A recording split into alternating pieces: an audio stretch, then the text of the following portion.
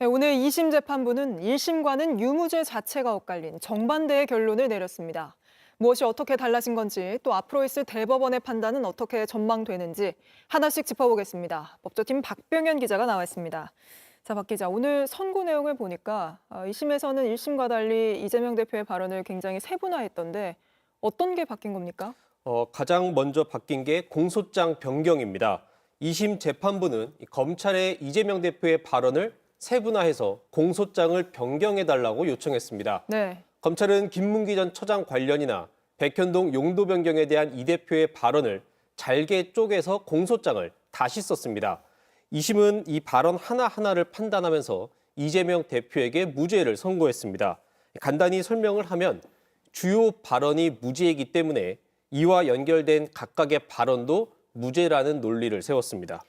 그중에서 김문기 전 처장과 관련된 발언부터 짚어보죠.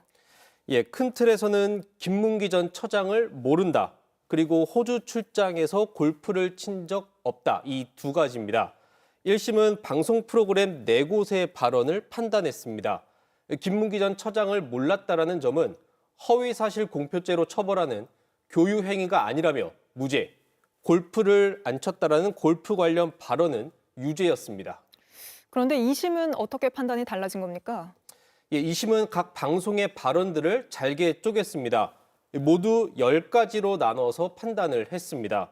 먼저 김문기 전 처장을 몰랐다와 도지사 때 알았다. 이 부분은 2개로 나눴고 라디오와 TV 프로그램 인터뷰도 이 문장에 따라서 다시 쪼갰습니다. 네. 자, 그러면서 김문기 전 처장을 몰랐다라는 건 죄가 안 되기 때문에 이와 연결된 각각의 발언도 차례로 무죄로 판단했습니다.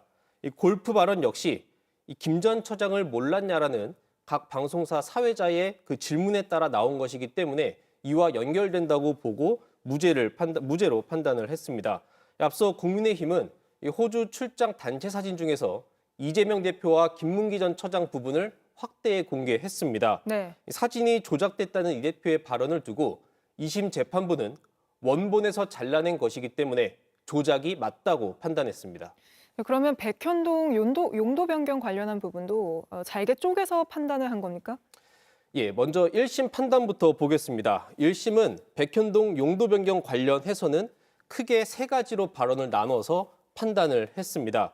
2021년 10월 국정감사 때 모두 발언, 설명 발언, 정리 발언으로 나눈 겁니다.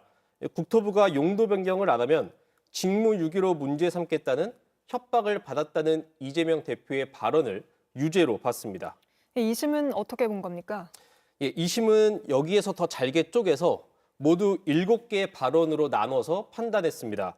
이 발언 중 하나인 이 국토부 요청에 따라서 이 백현동 용도 변경을 했다라는 취지의 말이 사실인 것으로 전제를 하고 이 직무유기는 이재명 대표가 느낀 압박에 과장된 표현, 그리고 협박이라고 표현한 부분은 이재명 대표의 의견 표명이라고 봤습니다.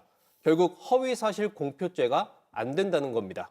특히 이재명 대표의 측근으로 알려졌던 백현동 용도 변경의 브로커 김인섭 씨가 대법원에서 유죄 확정받은 것도 없고 이재명 대표의 개입이 대법원에서 확정된 건 아니라고까지 설명을 했습니다. 이제 검찰이 상고를 하면 이 사건도 대법원으로 가게 되잖아요. 어떤 게 대법에서 쟁점이 될까요? 예, 일단 검찰은 1심회 같은 경우에는 2년이 넘는 심리를 거쳐서 유죄를 선고했는데 2심은 장기간 심리를 하지도 않고 네. 이재명 대표의 주장만을 받아들였다고 반발했습니다. 또 선거인이 받아들이는 발언 내용과 전혀 다른 내용으로 법원이 이를 해석해서 무죄를 선고했다고도 했습니다. 검찰은 일단 상고를 하겠다는 입장이어서 대법원으로 가면 2심 재판부처럼 이 이재명 대표의 발언을 잘게 쪼개서 판단하는 방식이 쟁점이 될 수도 있습니다. 또 국토부에서 협박을 받았다는 발언 같은 경우도 이것이 의견 표명인지 사실에 관한 것인지가 쟁점이 될 것으로 보입니다. 대법원 판단은 언제쯤 나올 걸로 예상이 됩니까? 일단 대법원의 판단은 무죄가 확정되거나 아니면 파기환송 2가지 중 하나입니다. 네. 이 선거법은 1심에선 6개월, 2심과 3심은 각각 3개월 내 처리하는 게 원칙이고 2심 뒤엔 평균 70여일이 걸렸다는 통계도 있습니다.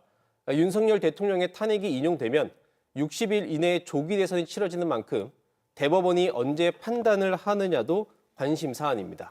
알겠습니다. 박병현 기자는 여기까지 알아보겠습니다. JTBC 뉴스를 시청해 주셔서 고맙습니다. 저희는 저녁 6시 30분 뉴스룸에서 뵙겠습니다.